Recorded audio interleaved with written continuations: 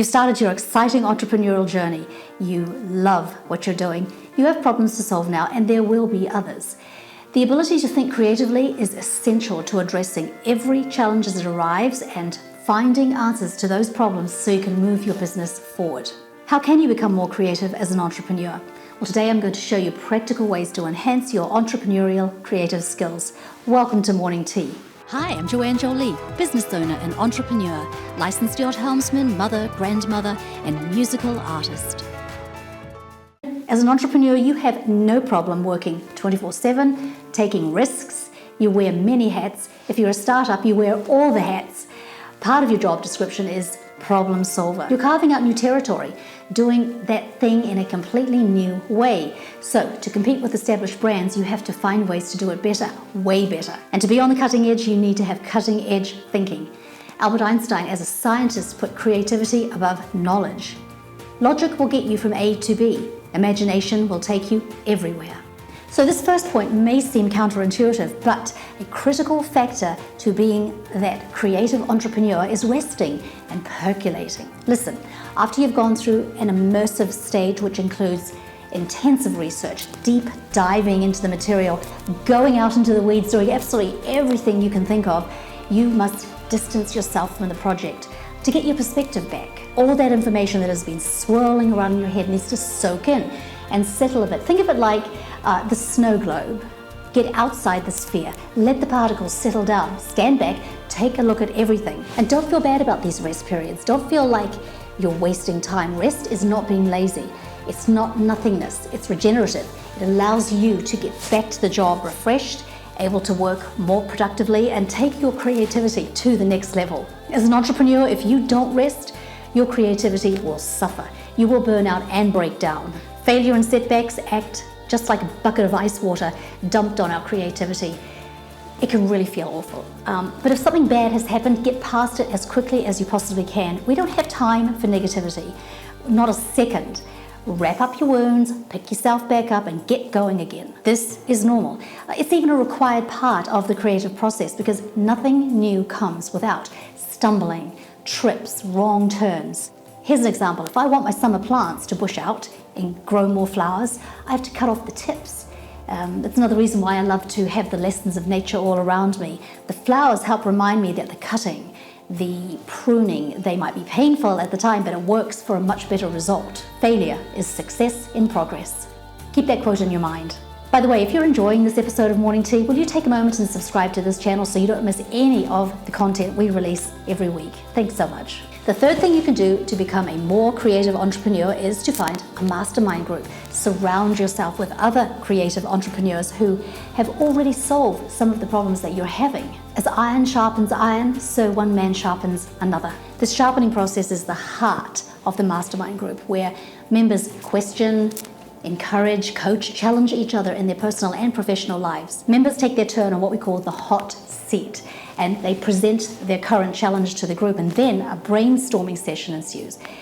This is the most valuable aspect of the mastermind group, where the collective knowledge and wisdom and experience of the entire group comes to bear and focuses on finding solutions to the member who's having the problem. So then the member in the spotlight settles on next steps and becomes accountable, very important, accountable to follow through on what he needs to do next. The fourth thing you can do to help you become a more creative entrepreneur is to look around your work environment, the place where you do most of your creative work. This plays an incredibly important role in bringing inspiration, which leads to creativity.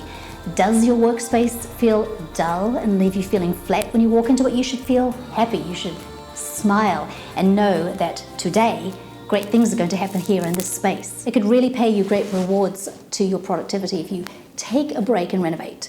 Invest some time and resources to perhaps redecorate, clean up if you need, organize. How are you stimulating your senses for yourself and your team, your employees? When you look around at the walls, does the art evoke joy? Joy lifts your spirit. What about certificates and awards? They should be displayed so everyone experiences a sense of pride from accomplishments. Living green plants are not only beautiful, but as they grow, they absorb the harmful carbon dioxide in the room and they release oxygen, which is such a wonderful addition to the environment. If the work area is disorganized, then now is the time to get things shipshape.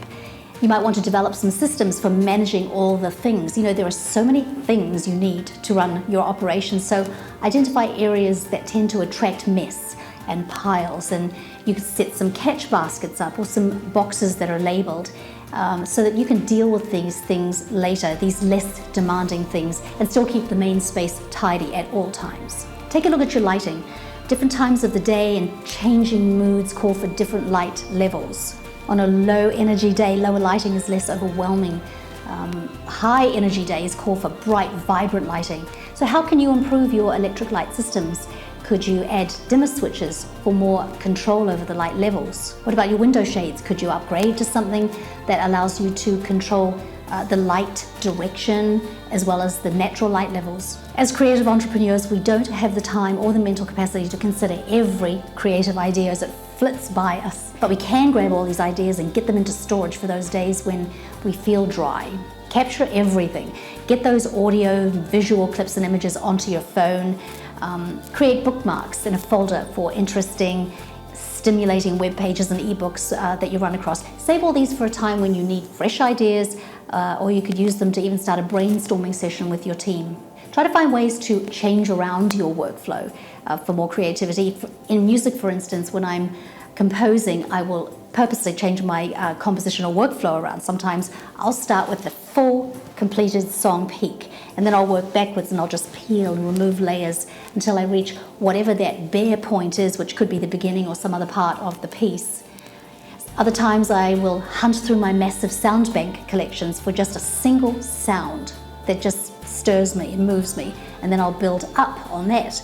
I may start with the concept for a song, something that's just very important to me at the time, and write the lyric first. But finding new ways to get to that creative you're designing will spark different trains of thought, and it will often take you to new ideas and unexpected results. And speaking of music, the ultimate inspirational activity to become more creative is to play your musical instrument or learn how to play one. And I've said this so many times, music has this unique power to take you through intuition to new creative heights, as well as lifting your spirit and just making you feel better. To become a more creative entrepreneur, try to avoid unnecessary deadlines. It's good to have a reasonable time frame to a task, a plan, an end goal in mind as you're driving toward there, but time pressure is not helpful when you are looking for creative breakthrough, and it often leads to making compromises and ending up with an unsatisfactory final product, which is just going to leave you disappointed in the long run. Nothing is ever perfect, and talking about composition, there are endless tweaks that can be made, but at some point you have to say, I'm finished, this is good. Pressuring yourself to call it done before reaching a point of satisfaction leads to substandard work. You don't want to do that. Creativity and the delight that comes with solving problems brings joy, but negativity is a killer of joy. So if there's any negativity in your own life, in your relationships, with any team members, it's got to be dealt with. And it has to be resolved in order to be that highly creative entrepreneur. Thank you so much for being here. I just released my new course. It's called Breaking Ground on Outrageous Success in Life and Love. See the link below for more information. Don't forget to subscribe before you go, and I look forward to seeing you next time. Bye-bye.